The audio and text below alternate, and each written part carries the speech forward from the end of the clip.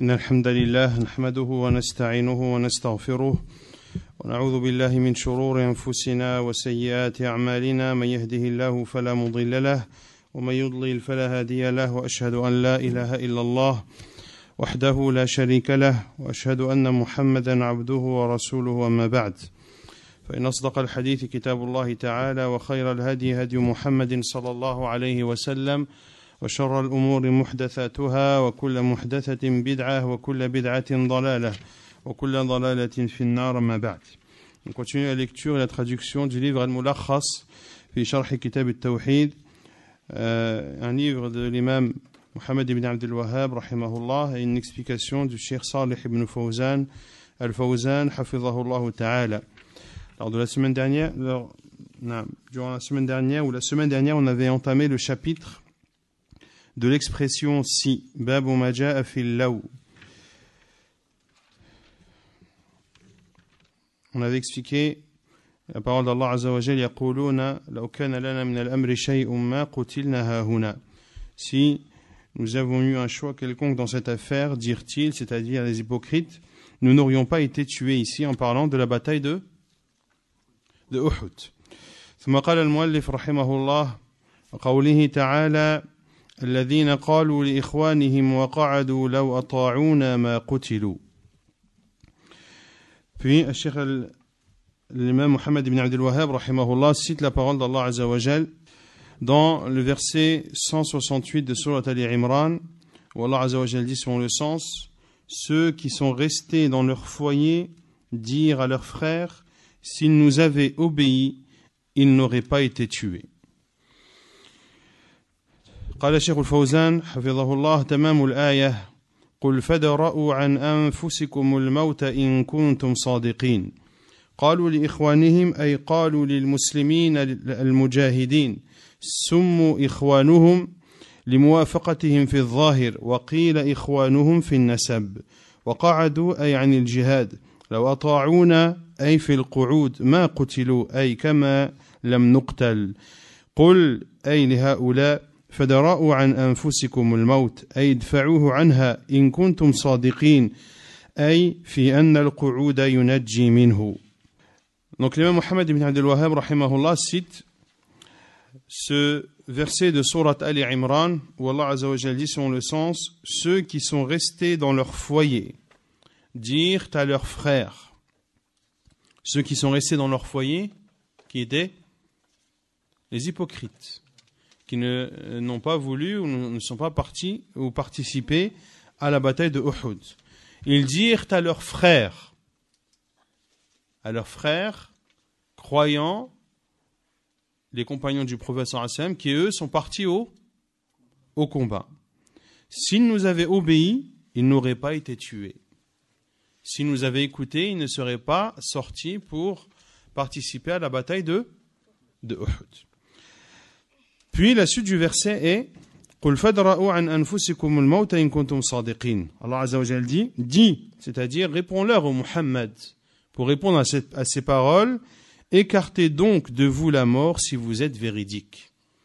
Si vous êtes véridique que le fait de rester à la maison et ne pas combattre suffit pour être épargné de la mort, alors écartez-vous de la mort si vous en avez la capacité, si vous êtes véridique. Cheikh Al-Fawzan hafidhahullah explique les différents termes de ce verset.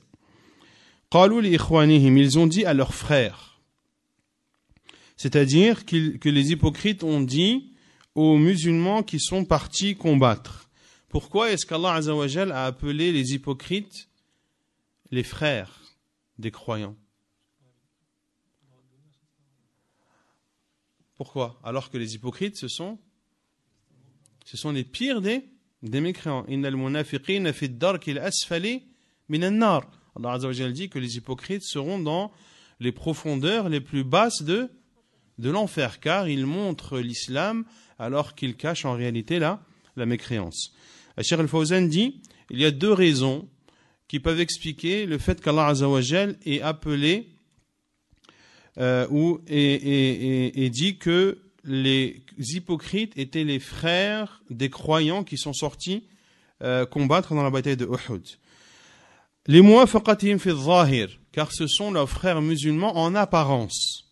Car les hypocrites montrent l'islam mais cachent la mécréance. Donc Allah Azza wa Jalla les a appelés les frères des croyants qui sont sortis combattre, parce qu'en apparence, ils sont leurs frères.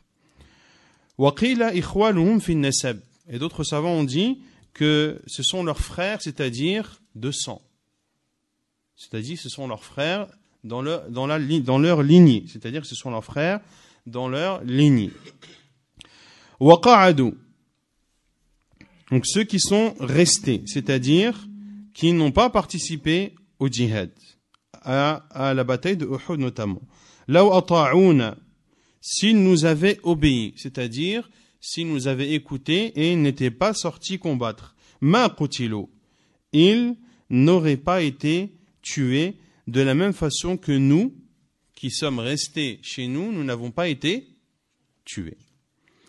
Qul, dis, c'est-à-dire dis au Muhammad à ces personnes, fadra'u an anfusikumul maut, écartez donc de vous la mort, c'est-à-dire repoussez la mort, in kuntum sadiqin, si vous êtes véridique dans le fait que de rester à la maison permet d'être sauvé de la mort. Et on en a vu la semaine dernière dans la parole d'Allah Azza wa Jalla, yaquluna law kana lana min al-amri shay, en l'autre verset de Surat Al-Imran, le verset 154, que le fait de rester à la maison et de ne pas sortir combattre n'est pas un moyen d'échapper à la mort, et qu'Allah Azza wa Jalla, lorsqu'il a prédestiné et lorsqu'il a décrété qu'une personne allait mourir dans tel endroit, eh bien cela va avoir lieu de façon certaine, et que cette personne, quels que soient les moyens qu'elle puisse mettre en œuvre pour éviter de se rendre dans cet endroit, eh bien elle s'y rendra, qu'elle le veuille ou non, et elle mourra dans cet endroit, qu'elle le veuille ou non. المعنى الإجمالي للآية ينكر تعالى على المنافقين الذين يعارضون القدر بقولهم لمن خرج مع رسول الله صلى الله عليه وسلم يوم أحد لو سمعوا مشورتنا عليهم بالقعود وعدم الخروج ما قتلوا مع من قتل ويرد عليهم بأنهم إن كانوا يقدرون على دفع القتل عمن كتب عليه فليدفعوا الموت عن أنفسهم فهي أولى بالدفع عنها فإذا لم يقدروا على الدفع عنها فغيرها من باب أولى. Le sens général de ce verset. Allah subhanahu wa ta'ala condamne et reproche aux hypocrites qui ont contredit et qui se sont opposés à la prédestination d'Allah subhanahu wa ta'ala, en disant à ceux qui sont sortis avec le prophète sallallahu alayhi wa sallam le jour de la bataille de Uhud, s'ils avaient écouté nos conseils dans le fait de rester et de ne pas sortir combattre, ils n'auraient pas été tués comme nous n'avons pas été tués. Et Allah Azza wa Jal dit à son prophète sallallahu alayhi wa sallam de leur répondre en leur disant que s'ils ont la possibilité de repousser le combat pour celui à qui il a été prédestiné, car ces compagnons qui sont sortis avec le prophète sallallahu alayhi wa sallam lors de la bataille de Uhud et les 70 parmi eux qui ont péri dans cette bataille, Allah Azza wa Jal avait décrété qu'ils allaient combattre et qu'ils allaient mourir ce jour-là. Donc ici, Cheikh Al-Fawzan dit, en expliquant ce verset, qu'Allah Azza wa Jal dit au prophète sallallahu alayhi wa sallam de dire à ces hypocrites que s'ils ont la capacité de repousser et d'épargner celui à qui Allah Azza wa Jal avait prédestiné de combattre et de mourir, alors qu'ils repoussent la mort de leur propre personne, alors qu'ils repoussent la mort s'ils sont véridiques. Et bien sûr, personne ne peut repousser la mort lorsqu'Allah subhanahu wa ta'ala l'a décrété. مناسبة الآية للباب أن قول لو في الأمور المقدرة من سمات المنافقين. Le contexte de ce verset dans ce chapitre, le chapitre de ce qui est rapporté dans l'expression si. Le contexte de ce verset est que d'utiliser l'expression si dans les choses qui ont été prédestinées par Allah subhanahu wa ta'ala, que ceci fait partie des caractéristiques des hypocrites. Que ceci fait partie des caractéristiques des hypocrites. Et l'on a vu les détails concernant l'explication ou l'utilisation de l'expression si, là où en arabe, les contextes dans lesquels l'utilisation de l'expression si est autorisée et les autres situations dans lesquelles il est interdit d'utiliser cette expression. ما يستفاد من الآية التحذير من قول لو على وجه المعارضة للقدر والتأسف على المصائب. ثانيا أن مقتضى الإيمان الاستسلام للقضاء والقدر وأن عدم الاستسلام له من صفات المنافقين. ثالثا مشروعية مجادلة المنافقين وغيرهم من أهل الباطل لإبطال شبههم وضحض أباطلهم. Ce que l'on retient de ce verset, trois choses. La première, la mise en garde et l'interdiction d'utiliser l'expression si dans le but de contredire la destinée et pour montrer son remords et pour montrer ses remords suite à une catastrophe qui le touche.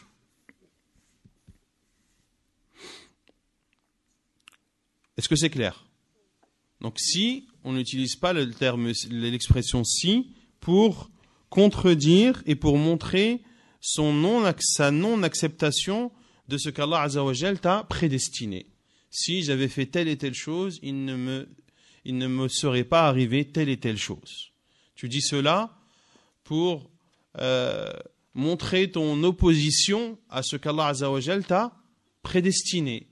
Ou tu dis cela pour montrer ton remords et pour montrer la douleur et l'immense chagrin que tu as lorsque ce mal t'a touché. Deuxièmement, que parmi les implications de la foi, le fait de se soumettre et d'accepter totalement ce qu'Allah subhanahu wa ta'ala nous a prédestiné. Et le fait de ne pas se soumettre entièrement à la prédestination d'Allah subhanahu wa ta'ala et au décret d'Allah, que ceci fait partie des caractéristiques des hypocrites.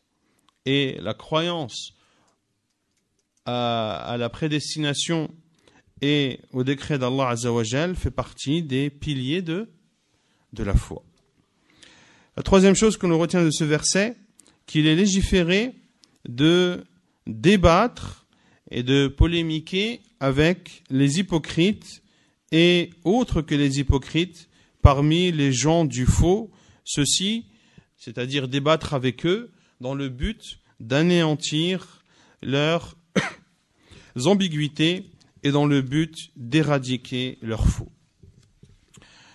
ثم قال المؤلف رحمه الله وفي الصحيح عن أبي هريرة رضي الله عنه أن رسول الله صلى الله عليه وسلم قال احرص على ما ينفعك واستعن بالله ولا تعجزن وإن أصابك شيء فلا تقل لو أني فعلت كذا لكان كذا وكذا ولكن قل قدر الله وما شاء فعل فإن لو تفتح عمل الشيطان. Puis l'imam Muhammad ibn Abdul Wahhab, rahimahullah, cite le hadith d'Abu Hurayrata radiyallahu anhu, dans lequel le prophète sallallahu alayhi wa sallam a dit ihris ala ma yanfa'uk, recherche ce qui t'est bénéfique. Wasta'in billah, et demande l'aide d'Allah. Wala ta'jazan, et ne te démotive pas. Si quelque chose t'arrive, ne dis pas si j'avais fait cela, il se serait produit telle et telle chose, mais dis plutôt Qadarullahi wa ma sha'a fa'al. C'est Allah qui prédestine et il fait ce qu'il veut. Car si donne l'occasion au diable d'agir. فإن لو تفتح عمل الشيطان. قال الشيخ الفوزان حفظه الله في الصحيح أي في صحيح مسلم احرص الحرص هو بذل الجهد واستفراغ الوسع على ما ينفعك يعني معاشك ومعادك واستعن بالله أي اطلب الإعانة في جميع أمورك من الله لا من غيره ولا تعجزن بكسر الجيم وفتحها أي لا تفرط في طلب ما ينفعك متكلا على القدر ومستسلما للعجز والكسل وإن أصابك شيء أي وإن غلبك أمر ولم يحصل المقصود بعد بذل الجهد والاستطاعة فلا تقل لو أني فعلت كذا أي فإن هذا القول لا يجدي عليك شيئا ولكن قل قدر الله أي لأن ما قدره لا بد أن يكون والواجب التسليم للمقدور فإن لو تفتح عمل الشيطان أي لما فيها من التأسف على ما فات والتحسر والحزن ولوم القدر.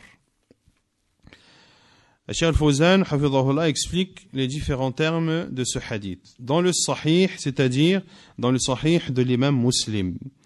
Lorsque le prophète sallallahu alayhi wa sallam a dit recherche. Ici, al-hirs en arabe, c'est-à-dire de faire tous les efforts possibles. Recherche, c'est-à-dire fais tous les efforts possibles pour obtenir ce qui t'est bénéfique. Ala ma yanfa'uk, de ce qui t'est bénéfique dans cette vie d'ici-bas et dans l'au-delà. Wasta'in billah, et demande l'aide d'Allah, c'est-à-dire demande l'aide à Allah subhanahu wa ta'ala dans l'ensemble de tes situations et ne demande pas l'aide d'autre qu'Allah. Wala ta'jazan, il est autorisé de dire wala ta'jizan ou wala ta'jazan. Les deux sont autorisés dans la langue arabe. C'est-à-dire, ne te démotive pas. C'est-à-dire, ne sois pas négligent. Ne sois pas négligent dans la recherche de ce qui t'est bénéfique. Comment être négligent? Soit en te reposant sur la prédestinée et en te laissant aller et en faisant preuve de fainéantise et d'incapacité. Car ici le prophète sallallahu alayhi wa sallam nous dit recherche ce qui t'est bénéfique. Et on a dit que rechercher ici al-hirs, c'est-à-dire de faire tous les efforts possibles pour obtenir ce qui t'est bénéfique. Et le prophète sallallahu alayhi wa sallam nous interdit de faire preuve de démotivation, c'est-à-dire de s'en remettre totalement à la prédestinée d'Allah Azza wa Jal sans faire les causes, en disant de toute façon, moi, comme l'a dit le prophète sallallahu alayhi wa sallam, inna nafsan lan tamuta hatta tastakmila rizqaha wa ajalaha, qu'une âme ne mourra que lorsqu'elle aura obtenu la totalité de la pourvoyance qu'Allah Azza wa Jal lui avait prédestinée, et elle ne mourra que lorsque son terme, le terme de sa vie, arrivera à échéance. Donc une personne peut dire, voilà, le prophète sallallahu alayhi wa sallam a dit cela, donc moi, je me laisse aller, et je sais que de toute façon, la pourvoyance va arriver à moi. Ceci est une façon erronée de comprendre la prédestination, car le prophète sallallahu alayhi wa sallam dans l'autre hadith a dit i'malu fakullun muyassarun lima qudira lah. Œuvrez, car chacun sera facilité vers ce qu'Allah Azza wa Jal lui a prédestiné. Donc ici le prophète sallallahu alayhi wa sallam nous dit d'œuvrer. Et le prophète sallallahu alayhi wa sallam, lorsqu'il combattait par exemple, est-ce qu'il se protégeait ou pas? Est-ce que le prophète sallallahu alayhi wa sallam portait des armures? Est-ce qu'il utilisait des boucliers? Oui, donc il mettait il mettait en œuvre les moyens qui lui permettent de le protéger. Alors que si Allah Azza wa Jal avait prédestiné au prophète sallallahu alayhi wa sallam d'être blessé, il serait blessé, qu'il soit protégé ou non. Mais le fait de mettre en œuvre les causes fait partie de la croyance en la prédestination. Et dans ce hadith, le prophète sallallahu alayhi wa sallam nous interdit de nous laisser aller et de ne pas faire les efforts nécessaires pour obtenir ce qui nous est bénéfique, tant dans notre vie d'ici-bas, dans notre vie mondaine, que dans la vie de l'au-delà. وَإِنْ أَصَابَكَ شَيْءٌ. Et si quelque chose t'arrive, c'est-à-dire si malgré avoir mis en œuvre, si malgré avoir fait tous les efforts possibles pour arriver à un but, mais que tu n'atteignes pas ce but, et que la situation a été plus forte que toi, فَلَا تَقُلْ لَوْ أَنِّي فَعَلْتُ كَذَا. Alors ne dis pas si j'avais fait cela, car le fait de dire cette parole ne t'apportera rien. Le fait de dire si j'avais fait cela et cela, est-ce que ça va t'apporter quelque chose? Non, car ce qui devait avoir lieu a eu lieu. Donc de dire si j'avais fait ceci et cela, cela ne t'apporte aucun bénéfice. وَلَكِنْ قُلْ قَدَرُ اللَّهِ. Mais dis, plutôt c'est Allah qui prédestine, que c'est la prédestination d'Allah subhanahu wa ta'ala. C'est-à-dire que ce qu'Allah azza wa jalla a prédestiné a obligatoirement lieu et a lieu sans aucun doute, et ce qui est demandé est de se soumettre à cette prédestination d'Allah subhanahu wa ta'ala et de l'accepter. فَإِنَّ لَوْ تَفْتَحُ عَمَلَ الشَّيْطَانِ. Car si, l'expression si, donne l'occasion au diable d'agir. Donne l'occasion au diable d'agir, notamment car le fait d'utiliser l'expression si montre tout d'abord un remords. Également montre un regret. Le fait d'utiliser l'expression si montre également une tristesse. Et tout ceci, tous ces sens de remords, de tristesse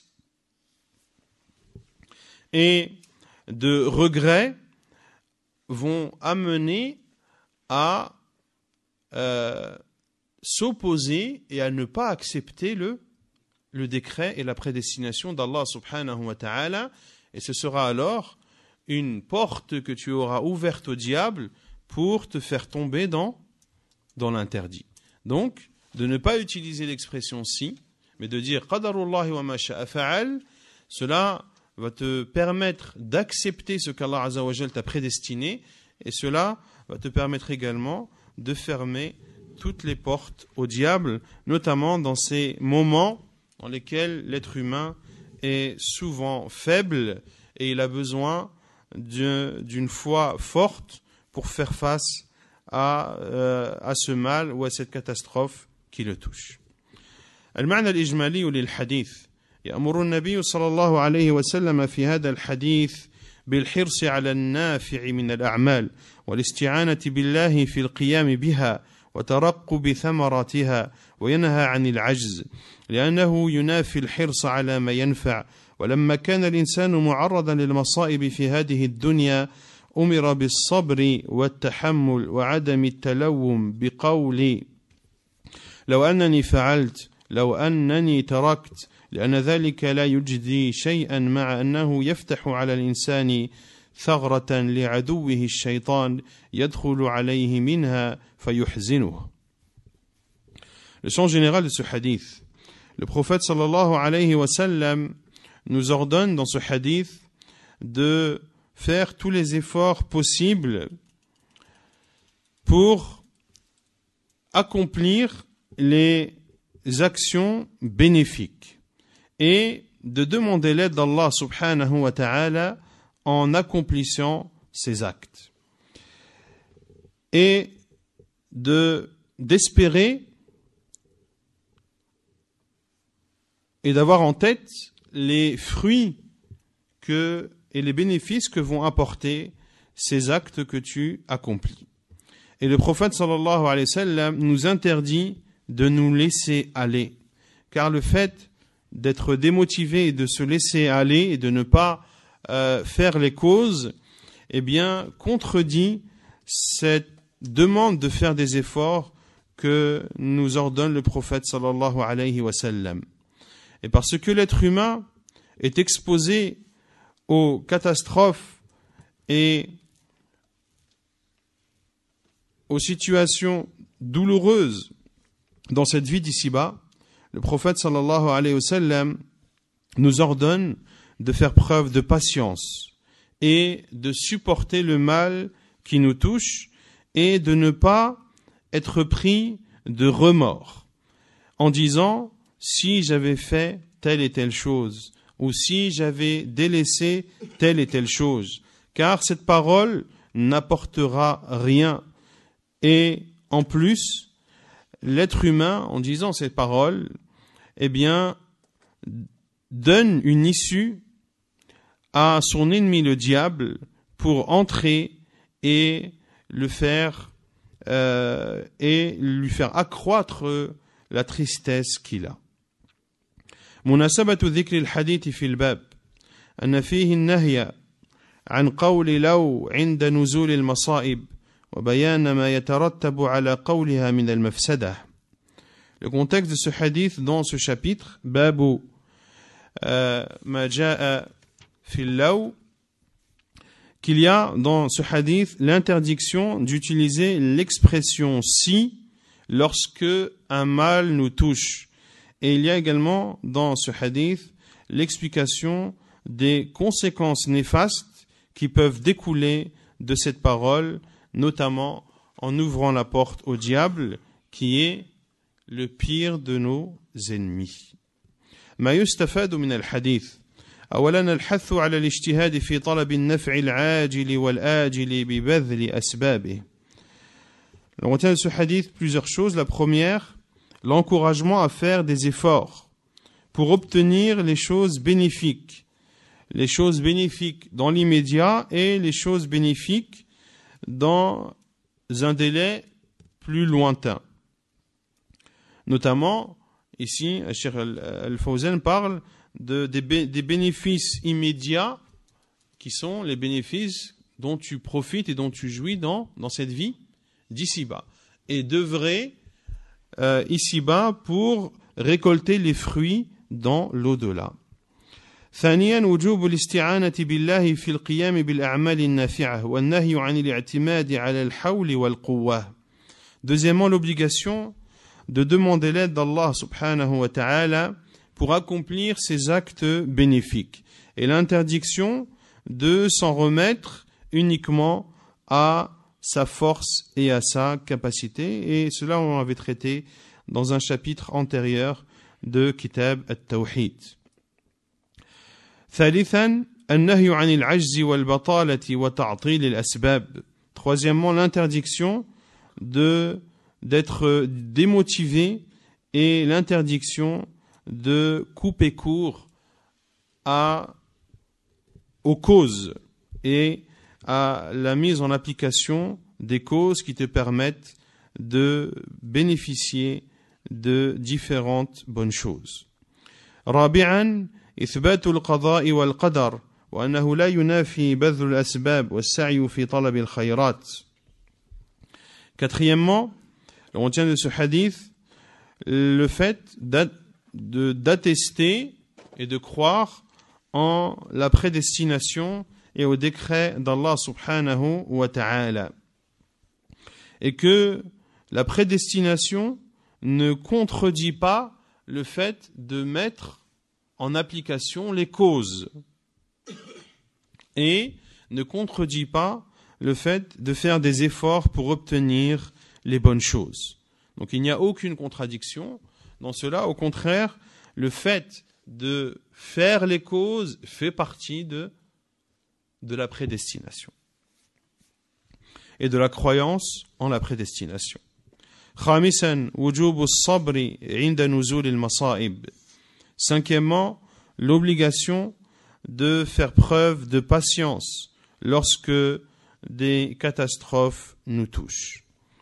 سادسا النهي عن قول لو على وجه التسخط عند نزول المصائب وبيان مفسدتها. Sixièmement, l'interdiction de dire si dans le but de montrer son désaccord face à un mal qui nous touche et l'explication des conséquences néfastes qui en découlent. سابعا التحذير من كيد الشيطان. Septièmement, le retient de ce hadith, le fait de faire attention aux ruses du diable, car le fait d'utiliser l'expression si lorsqu'un mal nous touche dans le but de montrer notre désaccord et dans le but de montrer nos regrets et nos remords, eh bien, cela est une des ruses du diable qu'il utilise pour te faire tomber dans la désobéissance à Allah subhanahu wa ta'ala. ثم قال المؤلف رحمه الله تعالى باب النهي عن سب الريح. Le chapitre de l'interdiction d'insulter le vent. عن أبي بن كعب رضي الله عنه أن رسول الله صلى الله عليه وسلم قال لا تسبوا الريح فإذا رأيتم ما تكرهون فقولوا اللهم إنا نسألك من خير هذه الريح وخير ما فيها وخير ما أمرت به ونعوذ بك من شر هذه الريح وشر ما فيها وشر ما أمرت به. صححه الترمذي. Le chapitre de l'interdiction d'insulter le vent. Selon Ubay ibn Ka'b radiyallahu anhu, que le prophète sallallahu alayhi wa sallam a dit: n'insultez pas le vent. Et lorsque vous voyez ce qui ne vous plaît pas, alors dites, ou lorsque vous voyez ce que vous détestez, dites alors: ô Allah, nous te demandons le bien de ce vent, le bien qu'il contient, et le bien découlant de l'ordre qui lui a été donné, de l'ordre qui a été donné au vent. L'ordre qui a été donné par qui? Par Allah Azza wa Jal. Et nous te demandons la protection contre le mal de ce vent, le mal qu'il contient et le mal qui découle de l'ordre qui lui a été donné. Hadith authentifié par l'imam at-Tirmidhi. قال الشيخ الفوزان حفظه الله مناسبة هذا الباب لكتاب التوحيد أن سب الريح سب لمدبرها وهو الله تعالى لأنها تجري بأمره فسبها مخل بالتوحيد. Le contexte de ce chapitre dans le livre du Tawhid. Pourquoi l'imam Muhammad ibn Abdul Wahhab rahimahullah a-t-il cité ce chapitre de l'interdiction d'insulter le vent dans le livre du Tawhid qui parle de l'unicité d'Allah subhanahu wa ta'ala? Le contexte est que le fait d'insulter le vent revient à insulter celui qui gère et qui administre ce vent qui est Allah subhanahu wa ta'ala. Car le vent avance par l'ordre d'Allah subhanahu wa ta'ala.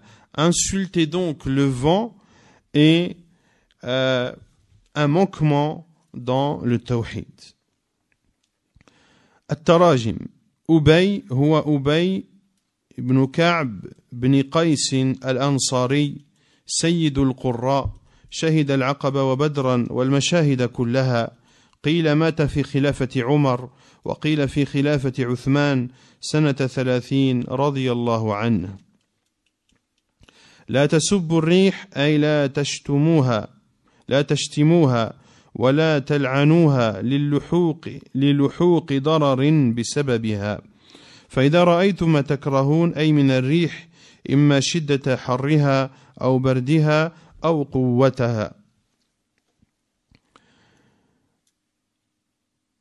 فقولوا اللهم إلى آخره رجوع إلى خالقها ومدبرها بسؤاله خيرها ودفع شرها. Puis Cheikh al-Fawzan hafidhahullah dit les biographies. Ici notamment Ubay ibn Ka'b radiyallahu ta'ala an. Ubay ibn Ka'b ibn Qais al-Ansari, qui est le maître des lecteurs. Le maître des lecteurs, c'est-à-dire des lecteurs du Coran. Ubay ibn Ka'b radiyallahu an, qui était huwa aqra'u as-sahaba li kitabillah. Ubay ibn Ka'b, c'est le compagnon du prophète sallallahu alayhi wa sallam qui lisait le mieux le Coran. Et le prophète sallallahu alayhi wa sallam a dit un jour à Ubay ibn Ka'b, lis-moi du Coran. Et Ubay a dit, ô envoyé d'Allah, je vais le lire sur toi alors que c'est sur toi qu'il a été révélé. Et le prophète sallallahu alayhi wa sallam lui a dit, inni uhibbu an asma'ahu min ghayri. J'aime l'entendre d'autres que moi. Et Ubay ibn Ka'b radiyallahu anhu a lu Surat An-Nisa jusqu'à être arrivé à la parole d'Allah Azza wa Jal, فَكَيْفَ إِذَا جِئْنَا بِكُلِّ أُمَّةٍ بِشَهِيدٍ وَجِئْنَا بِكَ عَلَى هَؤُلَاءِ شَهِيدًا, jusqu'à atteindre la parole d'Allah Azza wa Jal. Et comment seras-tu lorsque l'on apportera pour chaque communauté un témoin et nous t'apporterons comme témoin contre eux, sa communauté sallallahu alayhi wa sallam, ou ceux qui n'ont pas cru en lui. Et le prophète sallallahu alayhi wa sallam leur dit à Ubay, hasbuk, c'est-à-dire arrête-toi, cela suffit. Et Ubay ibn Ka'b radiyallahu anhu a vu que le prophète sallallahu alayhi wa sallam pleurait. Donc Ubay ibn Ka'b est le compagnon qui maîtrisait et qui lisait le mieux le Coran. Il a participé à Al-Aqabah.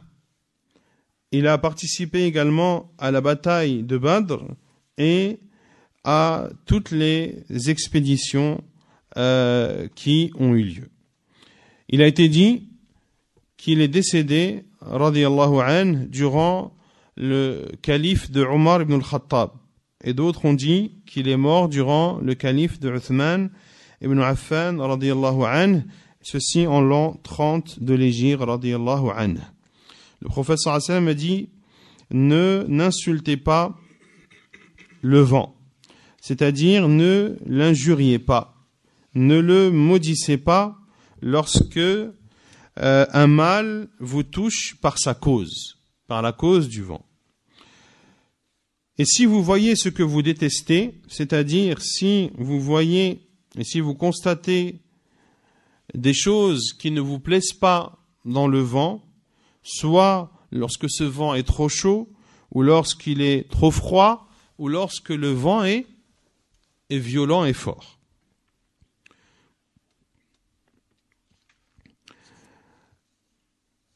Lorsque vous voyez ce que vous détestez, donc lorsque vous subissez les conséquences de ce vent, notamment lorsque c'est un vent fort, lorsque ce vent détruit certains de vos biens, ou lorsqu'il arrache vos arbres, ou lorsqu'il cause la destruction de vos demeures.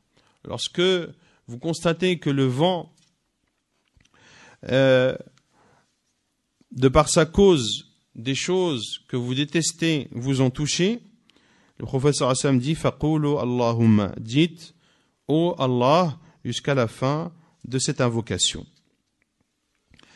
Et cette invocation nous montre que le musulman se doit de revenir vers son créateur, vers le créateur du vent, vers le commandant du vent, en demandant à Allah Azza wa Jal le bien de ce vent et en demandant à Allah Azza wa Jal de nous épargner du mal de ce vent. المعنى الإجمالي للحديث ينهى صلى الله عليه وسلم عن سب الريح لأنها مخلوقة مأمورة من الله فسبها سب لله وتسخط لقضائه ثم أرشد صلى الله عليه وسلم إلى الرجوع إلى خالقها بسؤاله من خيرها والاستعاذة به من شرها لما في ذلك من العبودية لله تعالى وذلك هو حال أهل التوحيد. Le sens général de ce hadith. Le prophète sallallahu alayhi wa sallam nous interdit d'insulter le vent, car le vent est créé et ordonné par Allah subhanahu wa ta'ala. Le fait donc d'insulter le vent revient à insulter Allah subhanahu wa ta'ala, et c'est une forme de désaccord face à ce qu'Allah subhanahu wa ta'ala nous a prédestiné. Puis le prophète sallallahu alayhi wa sallam nous ordonne de revenir vers le créateur du vent en lui demandant subhanahu wa ta'ala le bien de ce vent et en demandant sa protection contre le mal de ce vent. Car dans cela, il y a l'adoration à Allah subhanahu wa ta'ala. Et cela montre que l'on se soumet à notre Créateur subhanahu wa ta'ala et que c'est vers lui que nous nous dirigeons lorsque nous avons un besoin. Et ainsi sont les gens du tawhid. مناسبة الحديث للباب أن فيه النهي عن سب الريح. Le contexte de ce hadith, dans ce chapitre, il y a dans ce hadith l'interdiction formelle d'insulter le vent.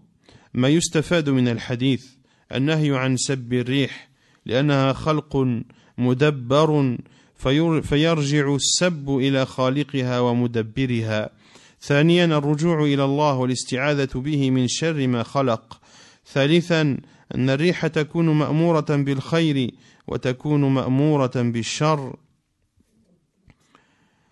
رابعا الإرشاد إلى الكلام النافع فإذا رأى الإنسان ما يكره للسلامة من شره. الإرشاد إلى الكلام النافع إذا رأى الإنسان ما يكره للسلامة من شره. Ce que l'on retient du hadith. Premièrement, l'interdiction d'insulter le vent, car le vent est une créature qui est commandée par Allah subhanahu wa ta'ala.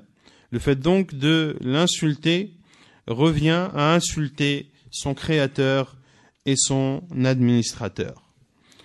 Deuxièmement, de revenir vers Allah subhanahu wa ta'ala et de demander la protection d'Allah azza wa jal contre le mal de ce qu'il a créé. Troisièmement, que le vent peut être ordonné pour apporter un bien comme pour apporter un mal. Et notamment le vent peut être un châtiment. Et Allah azza wa jal a exterminé des peuples par la force du vent, notamment le peuple de Ad.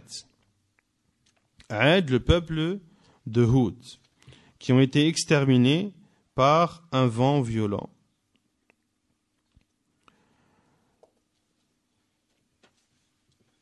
Quatrièmement, le fait de dire des bonnes paroles et des paroles bénéfiques lorsque l'on voit des choses que l'on déteste. De dire des paroles bénéfiques lorsque l'on voit des choses que l'on déteste afin d'être prémuni du mal de cette chose que l'on déteste. Car ici le prophète sallallahu alayhi wa sallam nous ordonne d'invoquer Allah subhanahu wa ta'ala. Et c'est l'invocation à Allah azza wa jal qui va nous permettre d'être épargnés de ce mal.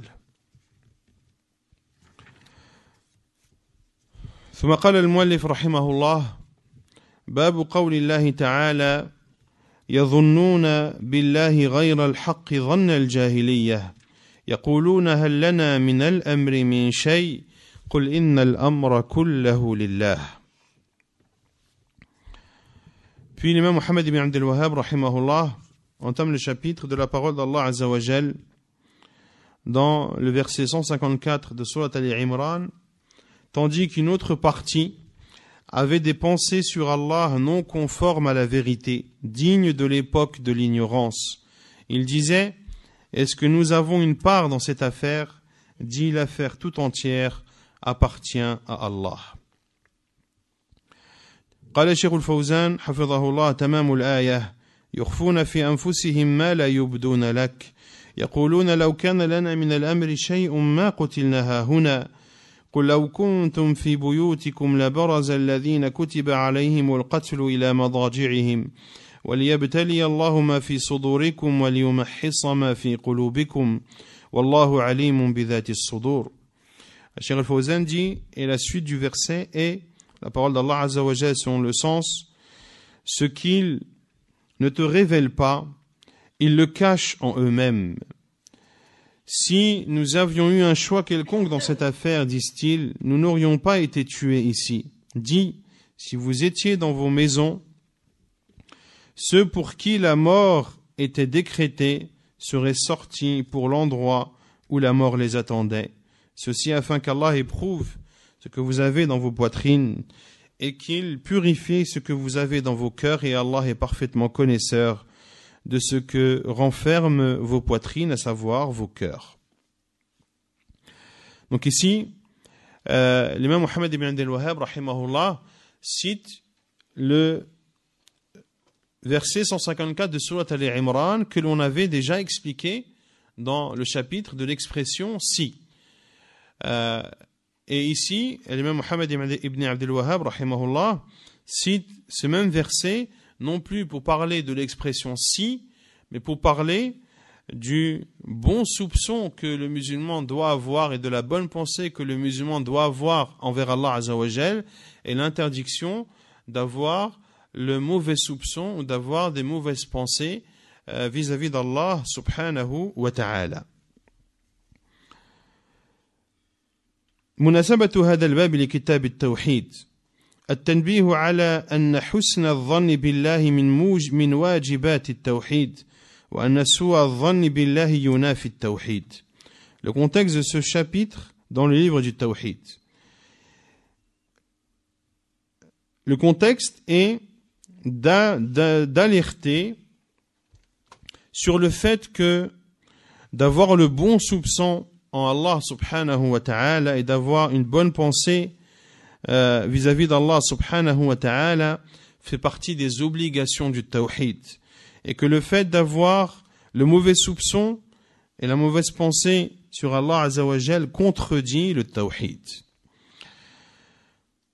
Puis Cheikh Al-Fawzan hafidhahullah explique les différents termes de ce verset. يظنون أي المنافقون والظن في الأصل خلاف اليقين غير الحق أي غير الظن الحق ظن الجاهلية بدل من غير الحق أي الظن المنسوب إلى أهل الجهل حيث اعتقدوا أن الله لا ينصر رسوله والمراد بالجاهلية ما قبل الإسلام يقولون بدل من يظنون هل لنا من الأمر شيء هل لنا من الأمر من شيء استفهام بمعنى النفي أي ما لنا من النصر والظفر نصيب قط أو قد منعنا من تدبير أنفسنا فلم يبق لنا من الأمر شيء قل إن الأمر كله لله أي ليس لكم ولا لغيركم من الأمر شيء بل الأمر كله لله فهو الذي لا راد لما شاءه ولا فلا نعم بل الأمر كله لله فهو الذي لا راد لما شاءه وأراده يخفون في أنفسهم أي من الإنكار والتكذيب ما لا يبدون لك أي غير الذي يظهرون لك من الإيمان وطلب الاسترشاد وبقية المفردات تقدم شرحها في باب ما جاء في اللو. Donc dans la parole d'Allah Azza wa Jal, tandis qu'une autre partie avait des pensées sur Allah non conformes, tandis qu'une autre partie, c'est-à-dire les hypocrites, qui avaient des mauvaises pensées. وَالظَّنُّ فِي الْأَصْلِ خِلَافُ الْيَقِينِ. Et al-dhann, le soupçon, dans la langue arabe, c'est le contraire de la certitude. Donc le fait que ces hypocrites avaient le mauvais soupçon à l'égard d'Allah subhanahu wa ta'ala. Et l'on verra ce qu'est ce mauvais soupçon qu'ils avaient. Ghayr al-haq, non conforme à la vérité. C'est-à-dire que leur soupçon n'était pas conforme à la vérité et n'était en rien la vérité. Dhann al-jahiliyyah, digne de l'époque de l'ignorance. C'est-à-dire que ces hypocrites avaient le mauvais soupçon en Allah subhanahu wa ta'ala, en pensant qu'Allah azza wa jal n'allait pas donner victoire à son prophète sallallahu alayhi wa sallam. Et ici toujours et le contexte ici est toujours la bataille de Uhud. La bataille de Uhud, notamment lorsqu'ils ont dit au prophète sallallahu alayhi wa sallam que si le prophète sallallahu alayhi wa sallam avait pris en compte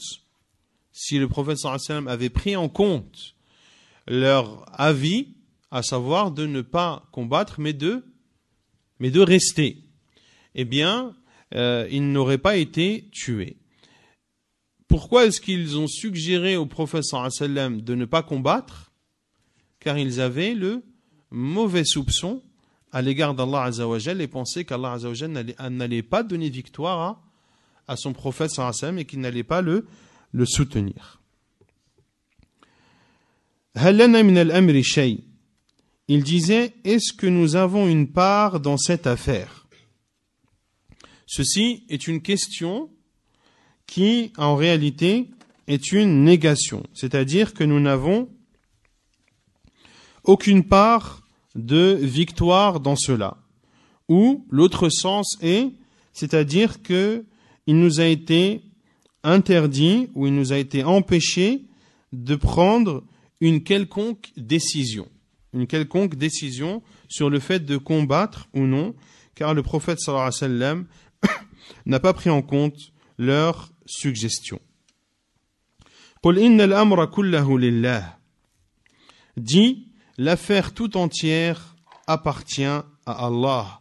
C'est-à-dire que ce n'est ni à vous, ni à autre que vous d'avoir une part dans cette affaire. Mais la part tout entière de cette affaire revient à Allah subhanahu wa ta'ala, car Allah azza wa jal est le seul dont ce qu'il veut et ce qu'il décide ne peut être repoussé. Yukhfuna fi anfusihim. Ils cachent en eux-mêmes, c'est-à-dire ils cachent en eux-mêmes le fait qu'ils ne sont pas d'accord avec la décision que tu as prise de combattre. Ma la yubduna lak. Ma la yubduna lak. Ce qu'ils ne te révèlent pas. Et qu'est-ce qu'il révélait au prophète sallallahu alayhi wa sallam? Qu'est-ce qu'il montrait en apparence? Il lui montrait la foi et le fait que il conseillait le prophète sallallahu alayhi wa sallam et qu'il prodiguait au prophète sallallahu alayhi wa sallam de bons conseils. Or, le fait de rester et de ne pas combattre, pourquoi est-ce qu'ils ont dit cela? Pour éviter la mort, et ceci poussé par le mauvais soupçon vis-à-vis d'Allah subhanahu wa ta'ala. Puis Cheikh Al-Fawzan dit que le reste de ce verset a été expliqué dans le chapitre précédent. المعنى الإجمالي للآية يخبر تعالى عما حصل من المنافقين يوم أحد أنهم ظنوا بالله الظن الباطل وأنه لا ينصر رسوله وأن أمره سيضمحل وأن الأمر لو كان إليهم وكان الرسول صلى الله عليه وسلم وأصحابه تبعا لهم يسمعون منهم لما أصابهم القتل ولكان النصر والظفر لهم فأكذبهم الله عز وجل في هذا الظن وبين أنه لا يكون ولا يحدث إلا ما سبق به قضاؤه وقدره وجرى به كتابه السابق وأنه لا راد لقضائه.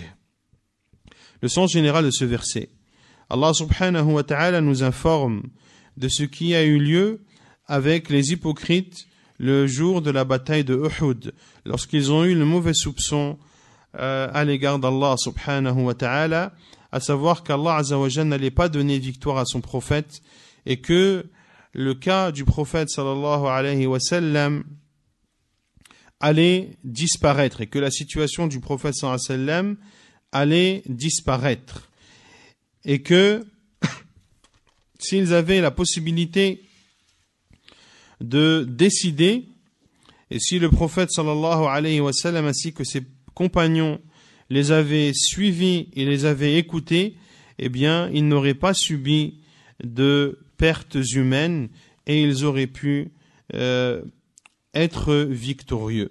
Allah azza wa jal a démenti cette parole et a démenti ce mauvais soupçon et a montré que nul ne peut que ce qui a lieu ne peut avoir lieu que par la prédestination et le décret d'Allah subhanahu wa ta'ala et que rien ne peut repousser la prédestination d'Allah azza wa jal.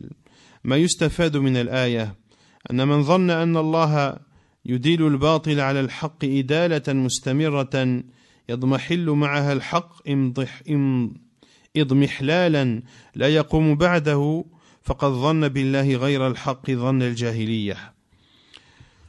ثانيا إثبات الحكمة فيما يجريه الله من ظهور الباطل أحيانا. ثالثا بيان خبث طوية المنافقين وأنهم عند الشدائد يظهر ما عندهم من النفاق. رابعا إثبات القضاء والقدر. خامسا وجوب تنزيه الله عما لا يليق به سبحانه.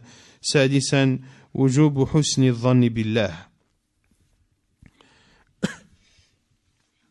Ce que l'on retient de ce verset, premièrement, que celui qui pense qu'Allah azza wa jal accorde la domination et la suprématie au mal face à la vérité, une domination perpétuelle qui fait en sorte que la vérité disparaisse, eh bien celui qui pense cela a eu le mauvais soupçon envers Allah subhanahu wa ta'ala. Car les hypocrites pensaient, ont eu le mauvais soupçon dans le fait que Allah azza wa jalla n'allait pas donner victoire à son prophète sallallahu alayhi wa sallam et que à cause de la défaite que subiront le prophète sallallahu alayhi wa sallam et ses compagnons lors de cette bataille de Uhud, que cela allait être la cause de la disparition de l'islam. Celui qui a une pensée comme celle-ci, à savoir qu'Allah azza wa jalla donne le dessus au faux sur le vrai de façon continuelle au point que le vrai disparaisse, que cela est un mauvais soupçon envers Allah azza wa jalla, car Allah azza wa jalla a promis que l'islam allait avoir la suprématie et que la parole d'Allah azza wa jalla allait avoir le dessus sur toute autre parole. Deuxièmement, le fait que il y a une sagesse divine dans le fait que Allah azza wa jal fasse prédominer le faux sur le vrai parfois. Car lors de la bataille de Uhud, qui a gagné la bataille? Les polythéistes qui ont eu le dessus sur les musulmans. Donc les musulmans ont subi une défaite. Le polythéisme a eu dans cette bataille de Uhud le dessus sur les musulmans. Mais ceci était ponctuel. Ceci était ponctuel et ceci de par une sagesse divine. Et Allah azza wa jalla nous cite cette sagesse dans ce verset de Sourate Al-Imran: وَلِيَبْتَلِيَ اللَّهُ مَا فِي قُلُوبِكُمْ وَلِيَبْتَلِيَ اللَّهُ مَا فِي صُدُورِكُمْ وَلِيُمَحِّصَ مَا فِي قُلُوبِكُمْ, afin qu'Allah azza wa jalla éprouve ce qu'il y a dans vos poitrines et afin qu'il purifie ce qu'il y a dans vos cœurs. Et celui qui connaît l'histoire de la bataille de Uhud, que les savants ont déduit que cette défaite qui a été infligée aux musulmans était la cause en était la désobéissance des archers à l'ordre du prophète sallallahu alayhi wa ala alihi wa sallam. Troisièmement, l'on retient de ce verset le mauvais caractère qu'avaient les hypocrites et que dans les situations difficiles, eh bien, apparaît l'hypocrisie qu'ils cachent. Quatrièmement, on retient de ce verset la croyance et l'attestation en la prédestination et au décret d'Allah Azza wa Jal. Cinquièmement, l'obligation d'exempter Allah Azza wa Jal de ce qui ne convient pas à Allah Azza wa Jal, notamment de penser qu'Allah Azza wa Jal n'allait pas donner victoire à son prophète sallallahu alayhi wa sallam et qu'Allah Azza wa Jal allait faire en sorte que, à travers cette défaite, eh bien, que l'islam et la vérité allaient disparaître. Et sixièmement, le retient de ce verset, l'obligation d'avoir le bon soupçon envers Allah subhanahu wa ta'ala. ونكتفي بهذا القدر ونواصل كتاب تيسير العلام. Donc on continue avec l'explication de Taysir al-Allam, Inch'Allah ta'ala.